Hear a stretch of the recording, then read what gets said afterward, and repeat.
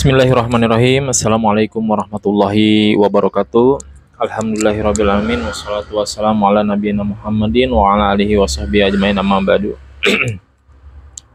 Sahabat saudaraku yang dirahmati Allah Subhanahu wa taala, mari kita sama-sama bersyukur kepada Allah Subhanahu wa taala karena di setiap saat, di setiap waktu Allah selalu memberikan kenikmatan kepada kita, baik nikmat jasmani, rohani, dan nikmat beribadah kepada Allah Subhanahu wa taala.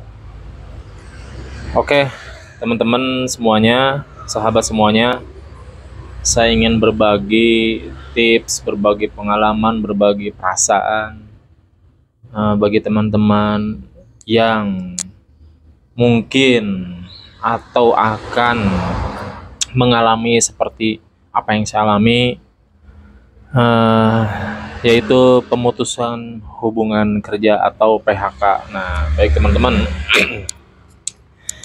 PHK atau pemutusan hubungan kerja itu banyak penyebabnya, sahabat. Ada karena ada penyebab dari perilaku si pekerja yang tidak sesuai dengan aturan atau melakukan pelanggaran yang berat hingga harus di PHK atau mengalami pemutusan hubungan kerja. Kemudian ada juga PHK itu salah satu penyebabnya karena kondisi perusahaan yang sudah tidak memungkinkan untuk memperkerjakan karyawannya karena pilot, bangkrut, atau sebagainya. Atau juga ada perusahaan yang mempunyai planning, untungnya kecil nih, dia bikin pabrik baru karena karyawannya gajinya yang sudah besar-besar menjadi beban perusahaan, kos pegawainya besar menjadi beban perusahaan, akhirnya mengeluarkan strategi, yaitu membuat pabrik baru dengan pekerja baru, dengan sistem yang baru yang lebih menguntungkan perusahaan, dan itu kerap terjadi dimanapun. Nah, jadi sebagai pekerja, karyawan, ya kita harus siap dengan segala konsekuensi dan kebijakan dari perusahaan. Nah, dan yang terakhir adalah PHK itu akan terjadi kepada siapapun, yaitu penyebabnya kematian. Jadi untuk teman-teman semuanya, jangan takut, jangan risau, jangan cemas mengalami PHK. Karena kita punya Allah. Ada pepatah, bagaimana aku takut dengan kemiskinan, sementara aku adalah hamba dari Allah yang Maha Kaya. Ya, itu pernah dikutip oleh Budi Doremi. Baik, kita lanjutkan, sahabat.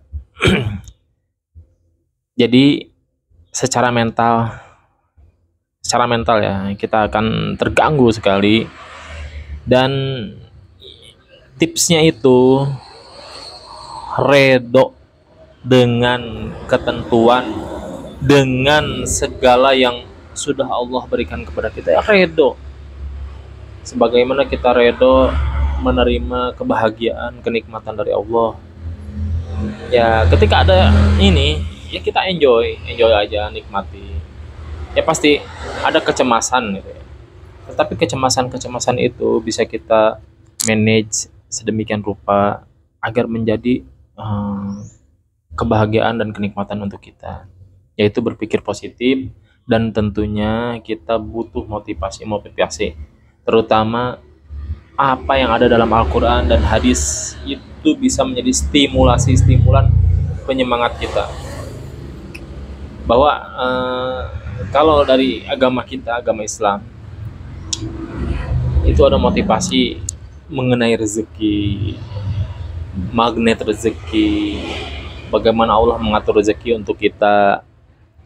Kemudian setiap manusia itu udah dilimpahkan rezekinya, udah ditakar rezekinya.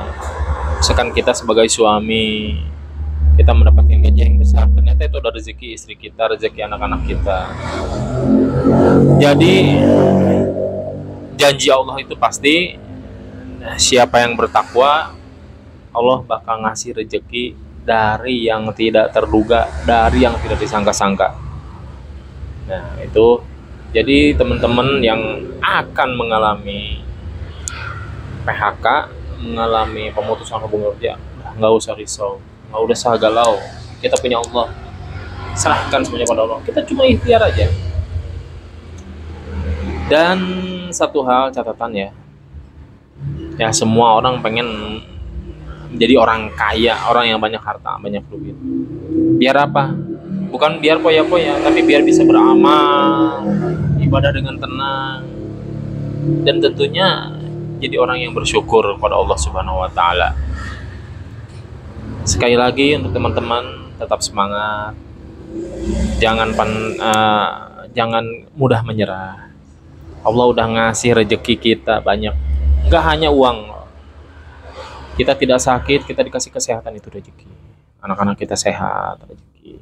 Insya Allah teman-teman tetap bersabar, dan insya Allah Allah pasti kasih jalan kalau kita sungguh-sungguh. Dan satu hal, orang kaya yang kita lihat itu ternyata kebanyakan adalah pengusaha dan pedagang. Jarang pekerja seperti karyawan-karyawan biasa itu menjadi kaya raya, itu nggak ada. Dan menjadi orang yang sukses, kaya, maju itu tidak harus dengan privilege dari orang tuanya, enggak. Teman-teman tahu Khairul Tanjung, Dahlan Iskan, kemudian Bos Sinarmas, itu mereka semuanya orang nggak punya, orang miskin tadinya, orang nggak punya. Tapi Masya Allah, karena kegigihan dan kita percaya Allah tidak akan mengubah nasib suatu kaum kecuali kita sendiri yang bergerak dan mengubahnya. Demikian, mudah-mudahan bermanfaat dan tetap semangat. Sekian, wassalamualaikum warahmatullahi wabarakatuh.